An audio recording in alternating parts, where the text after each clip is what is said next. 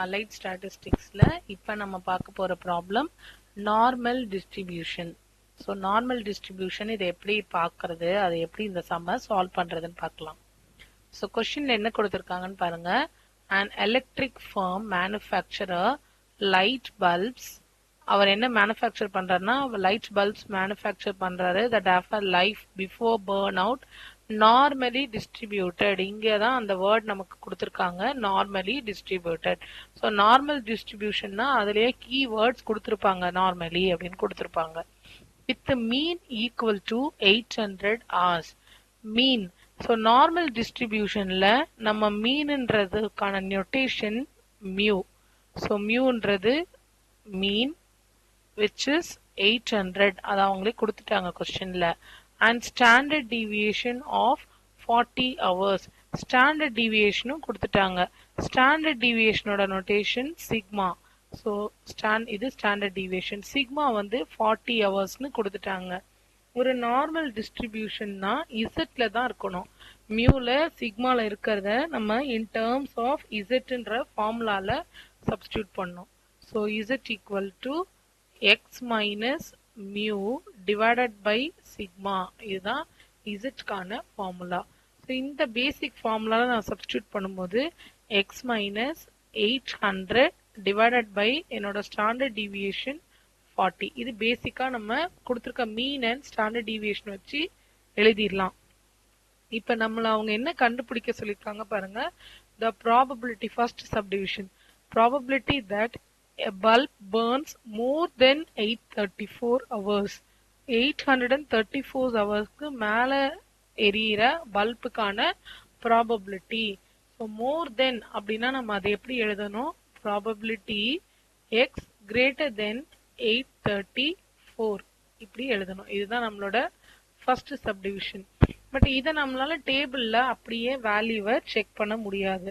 கொடுத்திருக்கிற வேல்யூக்கு நம்ம இன் டேர்ம்ஸ் ஆஃப் இசட்ல கன்வெர்ட் பண்ணணும். இன் டேர்ம்ஸ் ஆஃப் இசட்ல கன்வெர்ட் பண்ணணும்னா நான் வந்து இப்போ இதை கார்னர்ல எழுதுறவங்களுக்கு இன் டேர்ம்ஸ் ஆஃப் இசட்ல கன்வெர்ட் பண்றதுக்கு நம்ம கிட்ட எக்ஸ் இசட்னு ஃபார்முலா இருக்கு. Z equal to X minus 800 divided by 40. இது நம்மளோட ஃபார்முலா. அண்ட் இப்போ எனக்கு கேபிட்டல் எக்ஸ்ன்றது 834க்கு மேல அப்படின்னு சொல்றாங்க. அப்போ இங்க கேபிட்டல் எக்ஸ் பிளேஸ்ல 834 சப்ஸ்டியூட் பண்ணும். 834 மைனஸ் 800 டிவைடட் பை 40. இப்போ எனக்கு மேல 34 கீழே வந்து 40. 34 டிவைடட் பை 14 வரும்போது அதோட வேல்யூ 0.85. இதுதான் நம்மளோட இசட் வேல்யூ. இப்போ இதை தான் கொண்டு போய் நான் சம்முக்கு ப்ரொசீட் பண்ண போறேன். ஸோ இப்போ இந்த p of X greater than 0834ன்றதை எப்படி எழுதலாம்? p of Z greater than எக்ஸை வந்து இன் டேர்ம்ஸ் ஆஃப் இசட்டுக்கு மாத்திட்டோம். Z greater than 0.85. இப்போ நம்ம கர்வ் வரைஞ்சிட்டு இது எப்படி பார்க்கறதுன்னு பார்க்கலாம். நம்ம நார்மல் கர்வ், நம்ம நார்மலா கர்வ் எப்படி இருக்கும் அப்படின்னா பெல் ஷேப்ல இருக்கும். நார்மல் கர்வ்ன்றது நமக்கு பெல் ஷேப்ல இருக்கும். இதுதான் நார்மல் கர்வ். இதுல மிடில் பாயிண்ட், இந்த மிடில் பாயிண்ட்ன்றது தான் இசட் ஈக்குவல் டு 0. மொத்த ஏரியா இந்த கர்வ், இது ஒரு கொடை மாதிரின்னு வச்சுக்கோங்களேன். இந்த கொடைக்கு கீழே இருக்கிற மொத்த ஏரியாவோட வேல்யூ 1. அப்போ ஒரு பக்கத்துக்கான ரீஜன், இந்த பக்கத்துக்கான வேல்யூ 0.5 இருக்கும். ஏன்னா இது சிமிட்ரிக். சிமிட்ரிக்ன்றதோட மீனிங் என்ன? இந்த பக்கமும் அந்த பக்கமும் சேம், அப்படி அதான் சிமெட்ரிக். ஸோ இதுக்கு எக்ஸாம்பிள் சொல்லணும்னா ஒரு கேக், ஒரு ரவுண்ட் ஷேப் கேக் எடுத்து எக்ஸாக்டா மிடில்ல 2 பாதியா கட் பண்ணா இந்த பக்கம் இருக்கிறதும் அந்த பக்கம் இருக்கிறதும் நமக்கு சேமா தான் இருக்கும். இப்போ அது மாதிரி தான் இது ஒரு கொடை மாதிரி இருக்கு. நார்மல் இது வந்து ஒரு பெல் ஷேப். இப்போ இந்த பெல்ல வந்து நான் மிடில்ல கட் பண்றேன். எனக்கு இந்த பக்கம் இருக்கிற ரீஜனும் இந்த பக்கம் இருக்கிற ரீஜனும் சேம். அதனால தான் அது என்னன்னு சொல்றோம்னா சிமெட்ரிக்னு சொல்லுவோம் நம்ம. ஸோ மிடில்ல இசட் ஈக்குவல் டு 0. இப்போ இங்க இசட் ஈக்குவல் டு 0ல இருந்து இங்க பிளஸ் இன்ஃபினிட்டி, இந்த பக்கம் மைனஸ் இன்ஃபினிட்டி. 0.5ன்றது மொத்த வேல்யூ 1, என்கிட்ட இருக்க ஃபுல் வேல்யூ 1. அப்ப ரெண்டு பக்கத்துக்கும் அதை பாதி பாதியா பிரிச்சு கொடுக்கும்போது 0.5. ஸோ இந்த 0ல இருந்து இன்ஃபினிட்டி வரைக்கும் போற வேல்யூவோட மொத்த வேல்யூ 0.5. 0ல இருந்து -∞ வரைக்கும் போனாலும் அதோட வேல்யூ மொத்த வேல்யூ 0.5 தான். இது ஃபிக்ஸ்டு, இது கொடுத்துட்டாங்க. இப்ப நம்ம கொஸ்டின் என்ன கேட்டிருக்காங்க பாருங்க. greater than 0.85. 0.85 நம்ம வந்து வேற கலர் யூஸ் பண்ணி மார்க் பண்ணிக்கலாம். 0.85ன்றது இங்க இருக்குன்னு வச்சுக்கலாம். இப்போ இந்த 0.85ல இருந்து இப்படி கால்குலேட் பண்றது ஃபுல்லா இங்க இருந்து இன்ஃபினிட்டி வரைக்கும் போறது நமக்கு கஷ்டமா இருக்குமா? ஸோ நமக்கு இப்படி இருக்கக்கூடாது. எப்பயுமே வந்து ஃபார்முலா வந்து 0ல இருந்து தான் ஆரம்பிக்கணும். பட் என்னோட 0 இங்க இருக்கு. ஆனா என் வேல்யூ 0.85ல இருந்து ஆரம்பிச்சு அந்த பக்கம் ரைட் ஹேண்ட் சைட் போயிட்டே இருக்கு. இப்ப நான் இதை எப்படி எழுதலாம்? இந்த பக்கமா எழுதுறதுக்கு பதிலா இத கிரேட்டர் தென்க்கு போறதுக்கு பதிலா இந்த பக்கம் எழுதணும், மாத்தி எழுதணும். லெஃப்ட் ஹேண்ட் சைடுக்கு எழுதணும்னா 1 minus P of Z less than 0.85 எழுதலாமா? இப்ப நம்ம மேல போறதுக்கு பதிலா அப்படியே ரிவர்ஸ் ப்ராபபிலிட்டியில நம்ம greater than value upper limit மேல போயிட்டு இருக்கிறதுக்கு பதிலா ரிவர்ஸ்ல லோவர் லிமிட்ல கண்டுபிடிக்கிறது ஈஸி. அப்படின்னா என்ன பண்ணுவோம்? 1 minus probability of Z less than 0.85 போட்டிருக்கேன். இப்ப இந்த லெஸ் தென் 0.85ன்றது எங்க வரும்னு பாருங்க. ஹைலைட் பண்றேன், இந்த இடத்துல வருது. இவ்வளவுதான், 0ல இருந்து தான் ஆரம்பிக்கணும். அப்ப நான் இதை எப்படி எழுதலாம்? நானு 1 minus P of 0 less than Z less than 0.85. 0க்கும் 85க்குமான ஏரியாவை கண்டுபிடிங்க. அதான் question. Yellow colour. So 1 minus இதை எப்படி கால்குலேட் பண்ணோம்? என்னோட 0.85 டேபிள்ல போய் செக் பண்ணோம். நம்ம டேபிளுக்கு போயிடலாம். இப்போ 0.85. ஸோ இந்த 0.8ன்ற இந்த டெசிமலுக்கு அடுத்து ஒரு டிஜிட் வரைக்கும் நம்ம இங்க பார்க்கணும். ஸோ 0.8 எங்க இருக்குன்னா இந்த இடத்துல இருக்கு. நான் ஹைலைட் பண்றேன். இது நம்மளோட 0.8. அண்ட் பக்கத்துல 5 இருக்குல்ல, அந்த 5 நம்ம இங்க பார்க்கணும் மேல. ஸோ ஒரு வேல்யூ டெசிமலுக்கு அடுத்து ஒரு வேல்யூ வரைக்கும் நம்மளால இங்க இந்த நம்ம மேல இருந்து கீழே பார்க்க முடியும். அடுத்து டெசிமல் இருந்ததுன்னா நம்மளோட ரோ வைஸ் மேல இருக்கிற ஹெட்டிங்ல பார்க்கணும், அந்த ரோல பார்க்கணும்.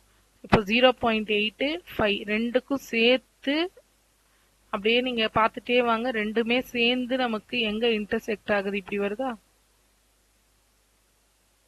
அப்ப இதுக்கான வேல்யூ 0.3023. இங்க 0.3023.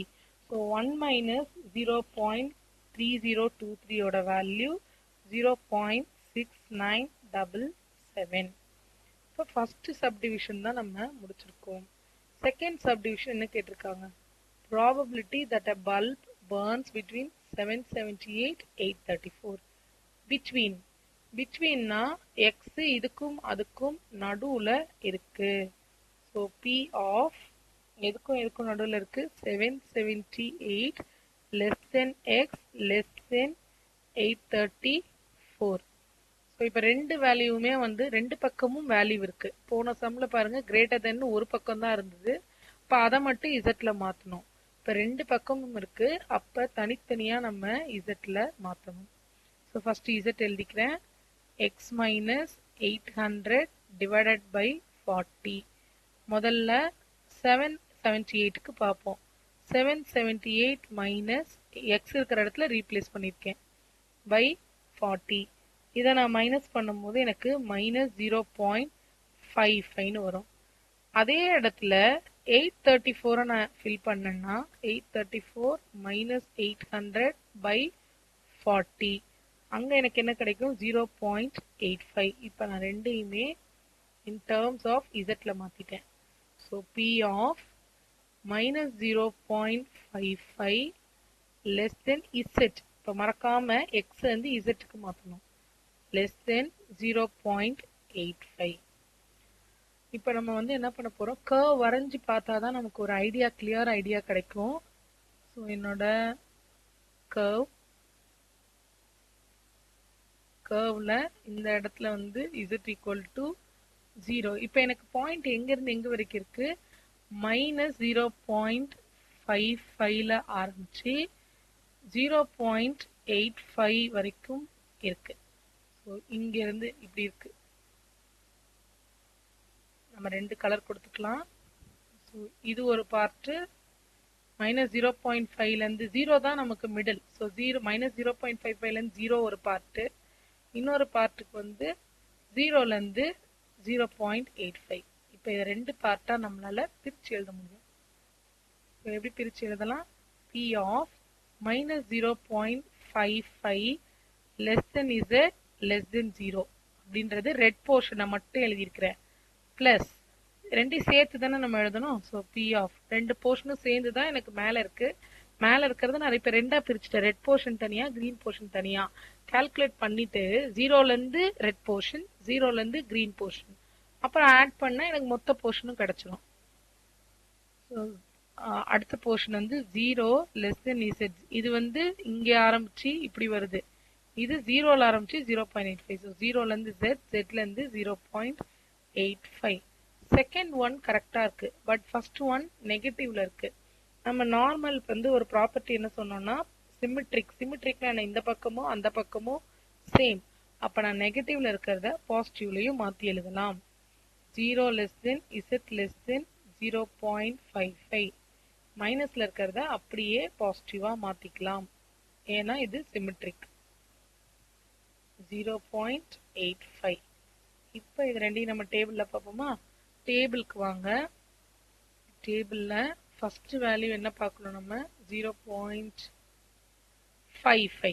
இந்த அப்பர் லிமிட்டுக்கு மட்டும்தான். லோவர் லிமிட் எப்பயுமே 0வா இருக்கிற மாதிரி தான் நாமளே ஃப்ரேம் பண்ணி எழுதுவோம். ஃபர்ஸ்ட் 0.55க்கு பார்க்கணும். ஸோ இங்க 0.5, இங்க 0.05. வேல்யூ வந்து 0.2088 கொண்டு வந்து இங்க எழுதிக்கலாம். 0.2088. கரெக்டா? ஓகே. நெக்ஸ்ட் வேல்யூ நமக்கு என்ன கொடுத்திருக்காங்க? 85. 85க்கான வேல்யூ